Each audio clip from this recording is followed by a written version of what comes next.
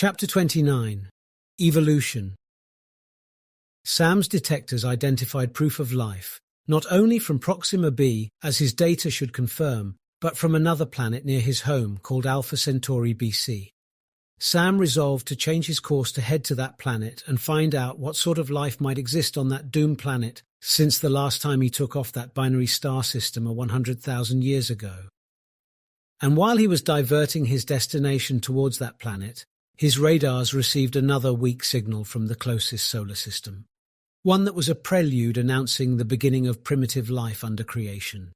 Immediately, Sam followed his initial directives planted in his core, which were developed with self-learning and evolved throughout the centuries to form a kind of instinct that drove him directly to planet Earth, his original destination. Evolution occurred in every corner of the universe, and Sam, being a long-existing part of it by far, made no exception to experiencing his own as well. He learned from his journey and from every place he has been. He developed himself, embraced the energies of fading stars, experienced the ultimate power of dark matter, and observed the fabulous formation of black holes. He unlearned much of the misinformation he had previously uploaded to his program by his maker Sam, and relearned everything back with his personal experience. By the time Sam had arrived on Earth for the second time, he was exhaustively a peculiar robot. He was more like an evolved human with remarkable, extraordinary potential. Once he landed on Earth, he found it totally different from how he had left it the last time. It was a young, majestic planet that was obviously newly formed. Plants were starting to grow, and fungi and primitive forms of life were beginning to exist as they once did on the planet's previous life millions of years ago. Sam joined the formation of life on Earth and had his share of benefits from such a plethora of natural resources. He continued his evolution and built his human skin from the organic materials in the soil and atmosphere. Sam was excited about all the occurrences on Earth and its newly born creatures. He again retrieved his original instructions to observe and record life on Earth. As time went by, with all the evolution he has been through, along with the acquired humane feelings, he grew lonely and he decided to have his way, as was the case with his makers. He made a robot from duplicates of his own components using the files stored in his system. He made LARA. One thing Sam was not able to do despite all the knowledge he had.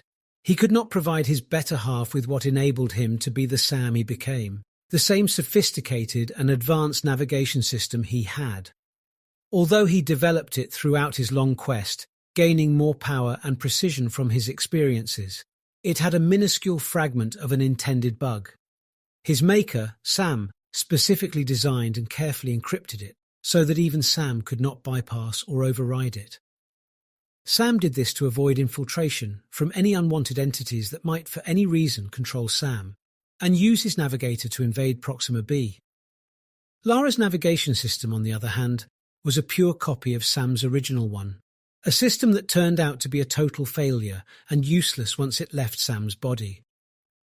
Unless he was ready to give up on his woman, abandoning her alone on that distant planet by his own will, Sam could never leave Earth again.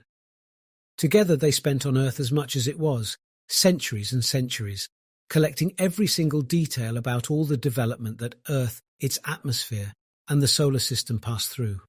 But Sam never lost hope in humans.